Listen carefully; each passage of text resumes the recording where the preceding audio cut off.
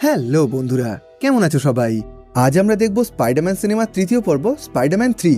2007 সালে মুক্তি পাওয়া এই সিনেমার IMDb রেটিং 6.2, যেটা তৈরি করতে খরচ হয়েছিল $25 কোটি আর টোটাল বক্স অফিস কালেকশন হলো 89 কোটি 49 লক্ষ $। তো আগের পর্বের ঘটনার পর এই গল্পের শুরুতে দেখা যায় এখন পুরো নিউ ইয়র্ক শহর জুড়ে সমস্ত মানুষ স্পাইডারম্যানকে খুবই পছন্দ করছে।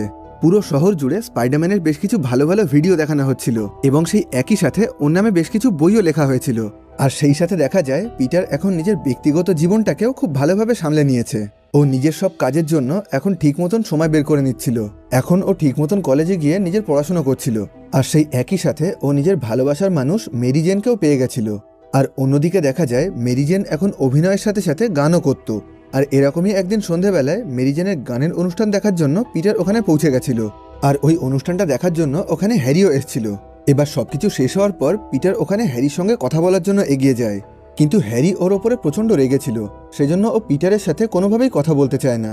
তখন পিটার ওকে বলে, তুমি আমার কথাটা বোঝার চেষ্টা করো, আমি তোমার বাবাকে খুবই ভালোবাসতাম, আমি ওনাকে মারিনি। তখন হ্যারি বলে, তাহলে এই কথাটা তুমি আমার বাবাকে কবর থেকে তুলে ওনাকেই বোঝানোর চেষ্টা করো। আসলে হ্যারির এখনো ধারণা ছিল যে পিটারই হয়তো ওর বাবা অর্থাৎ গ্রিন গবলিনকে মেরে ফেলেছে। এবার দেখা যায় ওই অনুষ্ঠান থেকে বাড়ি ফেরার পর হ্যারি নিজের বাবার ল্যাবে চলে এসছে, যে ল্যাবের মধ্যে ওর বাবা অর্থাৎ মিস্টার নরম্যান নিজের ওপরে বিশেষ ধরনের ওষুধ ব্যবহার করে শক্তিশালী গ্রিন গবলিনে পরিণত হয়েছিলেন। আর দেখা যায় এখন সেই মানুষের ক্ষমতা বাড়ানো ওষুধটা হ্যারিও নিজের ওপরে প্রয়োগ করেছে, যে কারণে এখন ও আগের থেকে অনেকটাই শক্তিশালী হয়ে গেছিল। আর সেই একই সাথে দেখা যায় ও নিজের বাবার মতন নিজের জন্য একটা উন্নত গ্লাইডার তৈরি করে নিয়েছিল।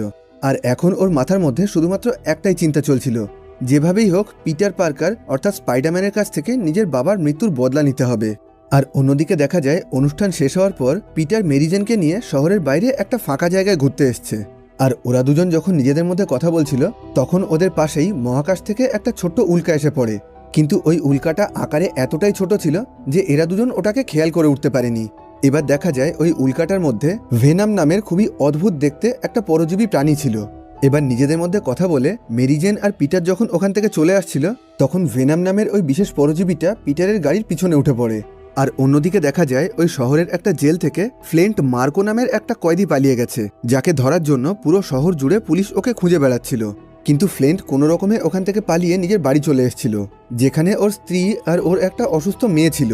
আর নিজের মেয়ের চিকিৎসার জন্য ফ্লেন্ট একসময় টাকা চুরি করতে গেছিল, যখন ও একটা মানুষকে খুন করে ফেলে, যে কারণে এখন ওকে জেলে বন্দি করে রাখা হয়েছিল। সেজন্য ফ্লেন্টের স্ত্রী ওর এই ব্যাপারটাকে একদমই পছন্দ করছিল না।